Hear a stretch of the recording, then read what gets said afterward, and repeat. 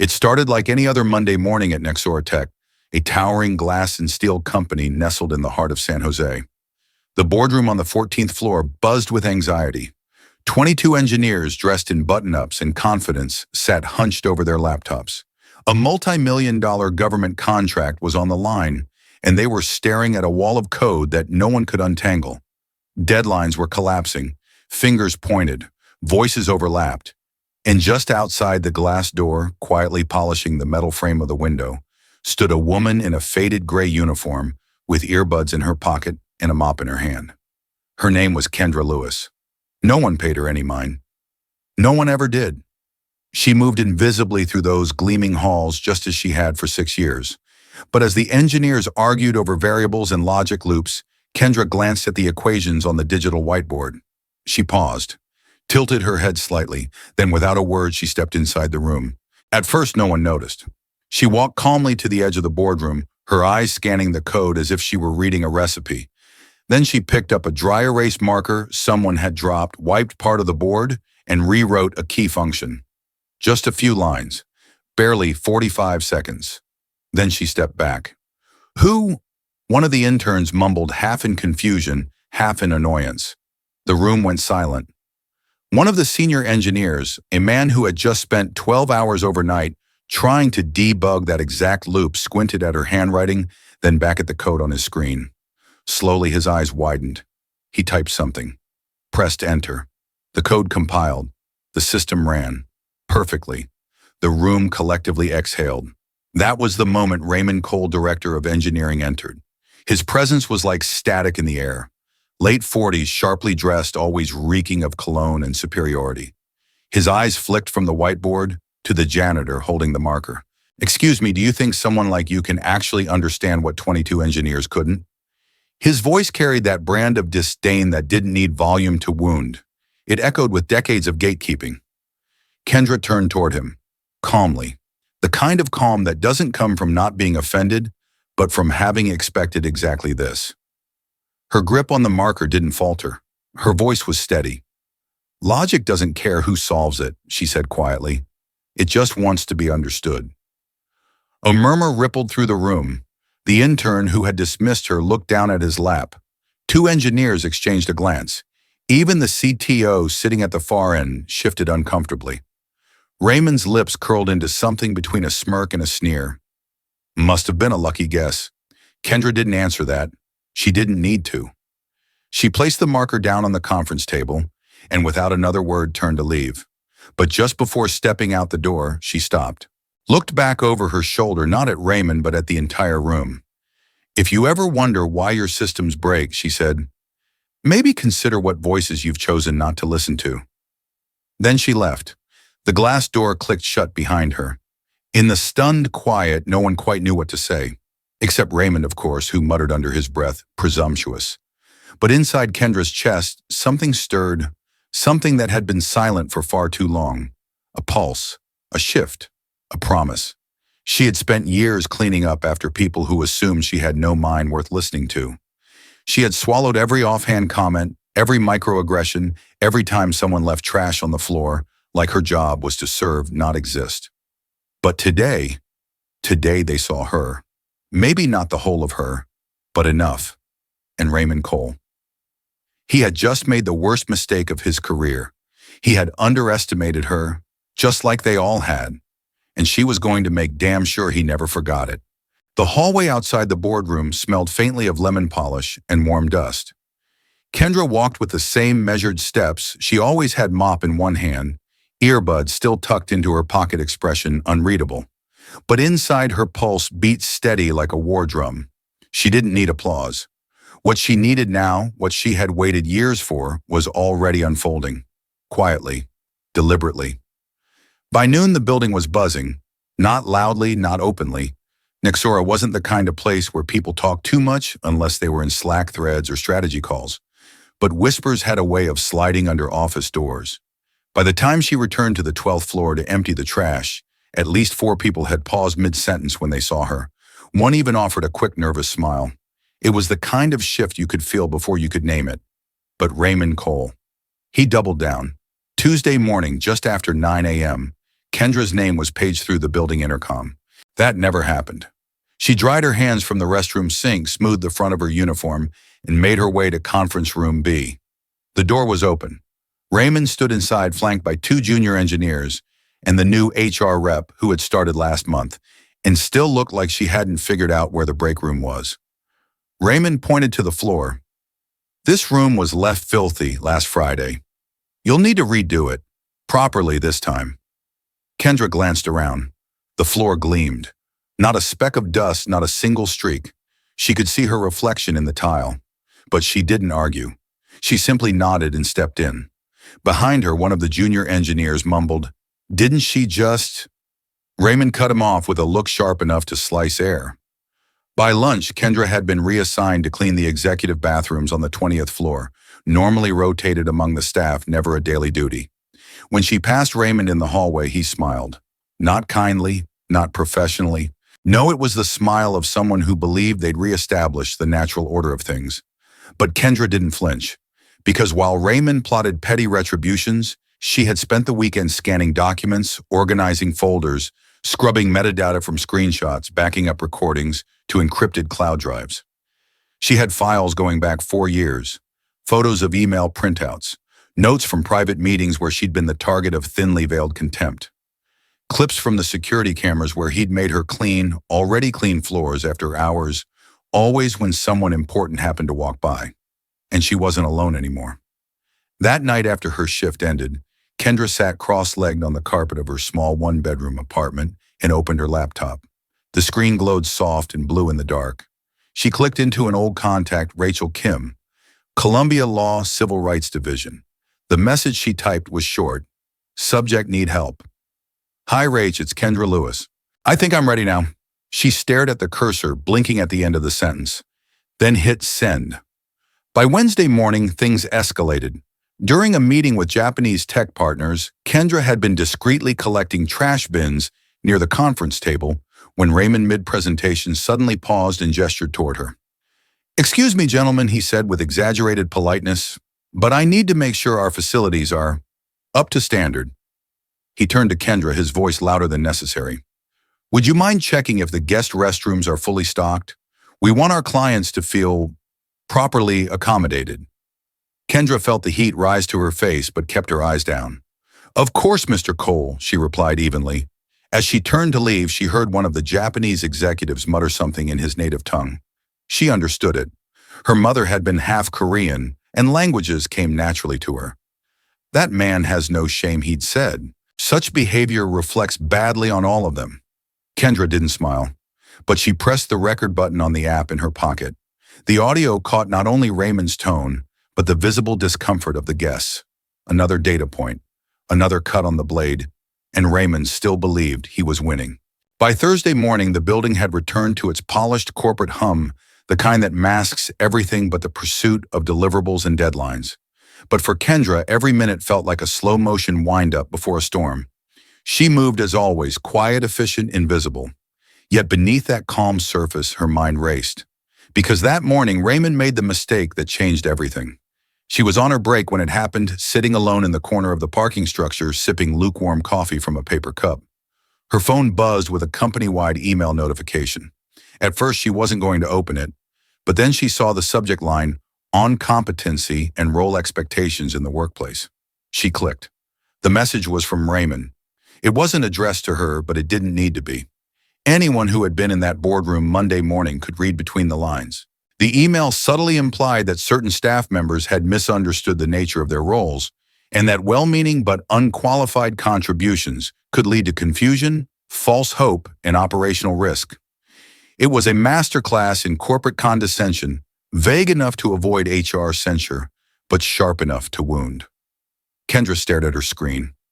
She felt no tears, just that clean, crystalline rage that lives somewhere beneath the heart, and only rises when dignity is trampled for the 100th time. She took a deep breath. Then she opened her voice recorder. "This is the final piece," she whispered, and that night she made a call. Rachel Kim picked up on the first ring. "You okay?" she asked, her voice instantly alert. "I'm more than okay," Kendra said. "I'm ready." She met Rachel in a private co-working space near downtown. Kendra arrived with a duffel bag full of files, printed emails labeled USBs, handwritten notes with dates and timestamps. Rachel brought coffee, a second lawyer named Andre, an expert in employment law, and a third woman, quiet but sharply observant, introduced simply as Dr. Holland, a civil rights investigator who had once dismantled a university's entire hiring system with one case. Over the next few hours, Kendra laid it all out. The emails, the verbal slights, the altered performance reviews, the coincidental bathroom reassignments, the strategic humiliation in front of foreign clients, and now a written document that effectively questioned her intelligence in front of over 100 employees. This, Rachel said, holding the email up, is gold. He distributed discrimination in writing. He thinks I'm done, Kendra said quietly. That he won? Rachel leaned forward. Oh no, honey. He just gave you the match. Now we light the fire. They strategized late into the night. Rachel outlined a multi-pronged lawsuit, wrongful termination, racial discrimination, hostile work environment, retaliation, and civil rights violations. But Dr. Holland wanted more. You're not just exposing one man, she said. You're going after a culture. To do that, we'll need something bigger, something systemic. Kendra nodded slowly. Then I'll give you systemic. The next morning, she arrived at Nexora an hour early. Security barely looked up. Janitors arriving early wasn't newsworthy. She took the elevator to the executive floor, badge still functional. She walked straight to Raymond's office. She had watched him type his password for months. He never bothered to hide it. He never thought she mattered. In under 20 minutes, she had what she needed, a hidden folder labeled HR Private filled with employee evaluations. They weren't just inappropriate, they were damning. Notes that said things like, Maria Gonzalez, dangerously outspoken for a Latina, and James W. lacks ambition, typical attitude. About herself, Kendra Lewis needs to be reminded of her place. Possible termination if she continues to demonstrate above-average reasoning ability. She stared at the screen for a long moment. Not in disbelief, she had always known, but still the bluntness took her breath away. Then she copied everything to 3 separate drives, emailed backups to encrypted accounts, deleted traces of access, and wiped her digital footprints clean. When Raymond strolled into his office 2 hours later, coffee in hand, whistling like a man in control, he had no idea that the bomb had already been planted, and it was ticking. The next day at exactly 9:00 a.m., he summoned Kendra to his office. Kendra walked into Raymond's office like she always had. Shoulders relaxed, steps, steady eyes, calm. She carried no bag, no folder, no expression of defiance. Just her usual uniform and that quiet, unreadable grace that made people assume she had no teeth. It was the same walk she'd used 100 times before, but today everything was different. Raymond sat behind his mahogany desk, legs crossed like a smug king in his castle. The blinds were drawn, lights dimmed to give the illusion of intimacy. He motioned for her to sit, but didn't wait for her to do so before speaking. Williams, he began, voice smooth, rehearsed. It's come to my attention that you've been questioning certain management decisions here at Nexora. Kendra didn't respond. She tilted her head slightly, pretending not to understand. He leaned forward, resting his elbows on the desk. Don't play dumb with me. You know exactly what I mean. Your behavior has become disruptive. She nodded slowly, as if absorbing feedback from a manager she respected. I'm sorry to hear that. Raymond's smirk widened. Look, I understand. People like you sometimes forget the structure we all operate under. But at the end of the day, this company is a meritocracy. And some of us, he paused, gesturing vaguely toward himself, are born to lead. Others are born to support. He stood up, then started pacing slowly behind his chair, like he was building momentum for a speech he'd given many times in his head. You solved that equation on Monday, fine. A fluke. Even a blind squirrel finds a nut sometimes. Don't confuse luck with competence. Kendra said nothing. Her phone, tucked neatly into her pocket, was recording every word. That's why he continued, I've made a decision. You'll be transitioning out. Your resignation will be effective Monday. We're calling it cost reduction. Nothing personal, just business. She looked at him evenly. Because I solved something you couldn't. He waved her off. Please, do you really think we base staffing decisions on the input of someone with your background? Silence stretched between them. Then she stood. I see, she said simply. As she reached for the door, he called after her. I hope this teaches you something about realistic expectations, Williams. Some roles just aren't meant to be challenged. She didn't turn around. Oh, it has, she replied over her shoulder. More than you know. That afternoon, Kendra met Rachel and her team at a downtown cafe with tinted windows and quiet booths. This time she wasn't alone. Andre was there flipping through a file thick with printed transcripts. Dr. Holland had already drafted a report summary for the Equal Employment Opportunity Commission. There's enough here to trigger a federal investigation, Rachel said, placing her hand on the stack of evidence. But we're not just suing him.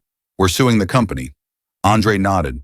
Hostile work environment, systemic discrimination, wrongful termination. And if we do this right, punitive damages that sting. Kendra sat back, exhaled slowly. She wasn't smiling, not yet. She was focused, sharpened. What happens next, she asked. Rachel gave her a look that was part grin, part warning. We give Raymond exactly what he wants. Let him fire you publicly. Let him think he's won. Let him turn it into a lesson. And then Kendra asked. Andre leaned forward. Then we turn it into a reckoning. The plan was surgical. Kendra would say nothing. She'd accept the firing with grace. No pushback, no scene.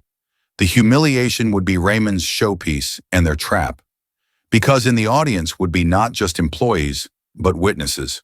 In the air would be not just tension, but microphones, devices Kendra herself had planted the previous Friday in the executive conference room, the break lounge, and yes, even under Raymond's desk with the help of a private investigator, quietly hired by Rachel's team. All legal, all provable, all timed to perfection. Friday arrived with sunlight and a strange stillness in the building. Kendra moved through the floors one last time, as an official employee, wiping desks, organizing supplies, nodding politely to people who still wouldn't meet her eyes. But this time, as she passed by Raymond in the hallway, she stopped. He looked at her with a grin so condescending it almost shimmered. Williams, he said loud enough for others to hear. I trust this week has been enlightening. Kendra turned to him, and for the first time in months she smiled. Not the polite smile, not the quiet one. No, this was the smile of a storm that knows the roof has already been ripped off. You're right, she said.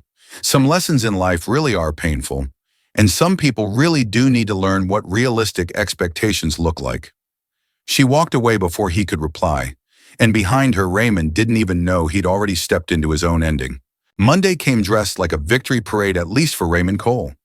At 9 a.m. sharp, he called a company-wide meeting in the main auditorium, an unusual move for a man who preferred small, controlled rooms. But today wasn't about control, it was about display, a carefully orchestrated performance of authority. He wore his best navy blazer, his tie knotted like a noose around someone else's dignity, the room filled with engineers, managers, interns, HR, even a few execs. People whispered side-eyed one another. Everyone knew something was coming. Kendra arrived last, escorted by a junior HR rep who avoided her gaze. She sat in the front row, exactly where Raymond had asked her to be. Her back was straight, her hands folded neatly in her lap. She didn't smile. She didn't blink too much. She just waited, watching a man unknowingly walk into the last scene of his own career. Raymond stepped up to the podium, cleared his throat like a pastor about to preach. As you all know, he began Nexera prides itself on professionalism, innovation, and alignment with our core values. Unfortunately, not all employees meet those standards. He paused. There it was, the moment he believed he was cementing his legacy. Effective immediately, he continued. We are terminating the employment of Ms. Kendra Lewis due to a persistent pattern of behavior that does not reflect the values of this organization. There was a collective intake of breath, sharp, subtle. Some people looked around. Others stared down at their shoes. Raymond didn't mention the equation, didn't mention the email, didn't mention the truth. Just a sanitized version of events he thought no one would question. Then he turned to her. Do you have anything to say? Ms. Lewis. Kendra stood slowly. Walked to the podium, not rushed, not timid, just deliberate. She turned to face the audience, not Raymond. Actually, yes, she said, her voice clear, grounded. Thank you, Mr. Cole, for this opportunity. It will be unforgettable. And with that, she walked off stage, out the side door, down the hallway, out of the building. She didn't look back. Raymond returned to his office buoyed by self-satisfaction. He called two other executives to boast, joking about how he finally put that janitor back in her place. He laughed. They laughed. And every word echoed crisply into the tiny microphone tucked beneath his desk. Tuesday morning, 6:32 a.m. Raymond's phone lit up like a Christmas tree in a thunderstorm. "Have you seen the news?" A panicked voice barked through the speaker. He grabbed the remote. CNN, his face, front and center. "Engineer fired for solving what experts couldn't. Discrimination. Lawsuit hits Nexera Tech." He flipped the channel. Same on NBC. Fox. Even the Washington Post had an article already trending online. Hundreds of comments, thousands of retweets. Clients were tagging the company, calling for accountability. By 7:10 a.m., his assistant called in tears. "There's press vans outside, a subpoena waiting at the front desk. Reporters are asking for comment. And Rachel Kim is in the lobby." He arrived through the back entrance, sunglasses on, head down. But it was no use. The stairs followed him like shadows with teeth. People he had known for years avoided him, like he carried disease. Rachel stood calmly by reception, flanked by two lawyers and a stack of legal documents thicker than his employee handbook. "Mr. Cole," she said, tone icy and precise. "We're serving you in Nexera Tech for racial discrimination, hostile work environment, and unlawful termination. Here are copies of the emails you sent, the private files you kept, and a transcript of yesterday's conversation in your office recorded on company property where there is no legal expectation of privacy." His mouth opened, but no words came. He reached for justification, but none could be found. Then the elevator dinged, and out stepped Nexera's CEO. Raymond barely had time to react before hearing the coldest words he'd ever heard. "My office. Now." Raymond followed the CEO into his office like a man walking into his own funeral, silent, stiff, and sweating through his tailored shirt. The door shut behind them with a soft click that somehow sounded louder than a gunshot. Joshua Grant, Nexera's CEO, stood behind his desk, arms folded. He wasn't known for dramatics. He rarely raised his voice, but today his stare could have frozen steam. "You didn't just destroy your own career," he said flatly. "You detonated a bomb in the center of this company." Raymond opened his mouth, but Joshua raised a hand to stop him. "I've already reviewed the materials, the recordings, the emails, the folder you thought no one would ever see." His voice stayed eerily calm, which somehow made it worse. "You thought your power made you untouchable. All it really did was make you careless." Raymond sank into the chair opposite him, hands trembling slightly. It was a misunderstanding. No, Joshua snapped. It was a pattern. A documented, deliberate, and deeply unethical pattern. And now it's a liability that's going to cost us contracts, reputation, and years of recovery. 15 minutes later, Raymond Cole was officially terminated, effective immediately. His benefits were revoked. His access credentials stripped. He was informed that Nexera would not be providing any reference, and an internal audit would begin by end of day. He left the CEO's office looking smaller than he ever had before. Downstairs, a cardboard box waited for him at the front desk, courtesy of Maria Gonzalez. She handed it to him without a word, her expression carved from stone. "You have 15 minutes, she said. "Then security walks you out." Word spread through the building like a thunderclap. Raymond, the man who once held meetings no one dared interrupt, was now packing framed photos and stress balls into a box, while the halls buzzed with whispers. James Washington, the senior engineer Raymond had written off as unmotivated, stood quietly in the doorway. 20 years, he said. "I worked here 20 years, got passed over for every promotion I earned because you thought you had me figured out. I hope it was worth it." Raymond didn't answer. He couldn't. By 3 p.m., he exited the rear doors of Nexera carrying his box of belongings. Cameras flashed, microphones surged forward. "Mr. Cole, did you fire Kendra Lewis because of her race? Do you deny keeping secret evaluations of minority employees? Any comment on the federal investigation?" He tried to push past them. In his rush, the box slipped from his hand, scattering papers, cords, and a broken picture frame onto the pavement. He scrambled to collect them, head down the cameras, drinking in every humiliating second. Meanwhile, across town, Kendra sat under the soft glow of a television studio. She wore a simple black blazer, no makeup beyond lip balm and powder. The anchor across from her leaned in gently. "You've become something of a symbol," he said. "What do you want people to take away from this?" Kendra's answer came without hesitation. "I didn't do this for revenge," she said. "I did it because silence doesn't protect us. Because there are too many people walking into rooms already underestimated. I did it for them." Her voice was steady, grounded. The images on the screen shifted from Kendra's calm gaze to footage of Raymond scrambling across the pavement, the contrast so brutal it bordered on poetic. But Kendra didn't watch. She didn't need to. She knew the work wasn't over. The case had triggered a broader federal inquiry. Other employees were coming forward. Nexora had already lost over $80 million in contracts. Yet for Kendra, justice wasn't just about the collapse of one man's ego. It was about the rebuilding that would follow. And that part was only just beginning. 6 months later, the skyline of Manhattan glittered under a pale spring sun. On the 25th floor of a glass-paneled skyscraper, a new nameplate had been mounted just outside a corner office, Kendra Lewis, Director of Cultural Innovation, Nexora Tech. Inside the space was minimal, bright and quiet. A single potted plant sat by the window, and Central Park stretched endlessly below like a promise. Kendra stood with a cup of tea in her hands, taking in the view not just of the city, but of how far she'd come. Nexora had changed, not by accident, not by PR, but because it had no other choice.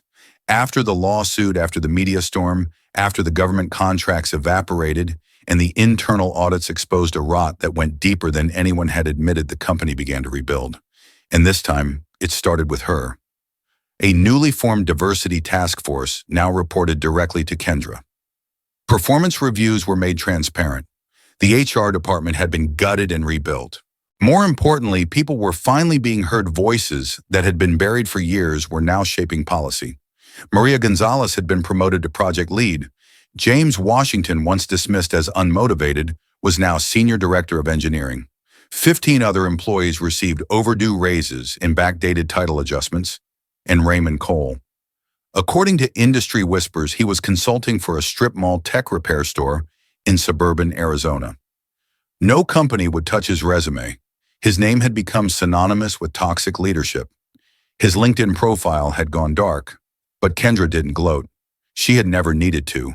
Today she had other things to focus on. She buttoned her blazer and made her way downstairs, where a crowd had gathered in Nexora's auditorium for a different kind of meeting one she'd organized. A graduation. The first class of the Kendra Lewis Fellowship Program was seated in the front rows, 200 students from underrepresented backgrounds in tech. Women, people of color, first-generation college students. Some wore suits, others wore sneakers. All of them wore hope. When she stepped onto the stage, the applause was loud, sustained, and deeply earned. She approached the podium, paused for a breath, and then began. 3 years ago, she said, I was pushing a mop through the same hallways where I now sit in executive meetings. The room quieted to a reverent stillness. I wasn't any less intelligent then. I wasn't any less qualified. But I had learned to survive in a system that saw my silence as submission and my humility as proof of lesser worth. The difference now isn't luck. It's that I refuse to let other people define my value. Her eyes scanned the crowd, rows of young faces, many of them wide-eyed, some misty. You will be underestimated. That's a given. But let their doubt become your momentum. Let their ceilings become your launch pads. A hush fell over the room that didn't come from awe, but from recognition. These were kids who knew what it felt like to be invisible, and now they were being seen. In the back row, CEO Joshua Grant stood clapping, not out of obligation, but with genuine pride. Nexora had become a case study in change, not because it had to save face, but because someone had dared to tear the mask off in front of the world. Later, in a quiet moment, a reporter approached Kendra backstage.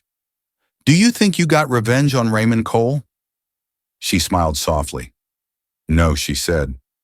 I didn't have to destroy him. I just showed the world who he really was. The best revenge was never about taking someone down. It was about rising so far above them that their prejudice becomes irrelevant. That night, as the city lights flickered on across the skyline, Kendra sat back in her office overlooking the city that once seemed so far out of reach. She didn't feel like a janitor who'd made it. She felt like a woman who had rewritten the rules. Thank you for watching. If this story moved you or made you think differently about power justice or who deserves to be heard, don't forget to like, subscribe, and share it with someone who needs that reminder today. We appreciate you being here. See you in the next story.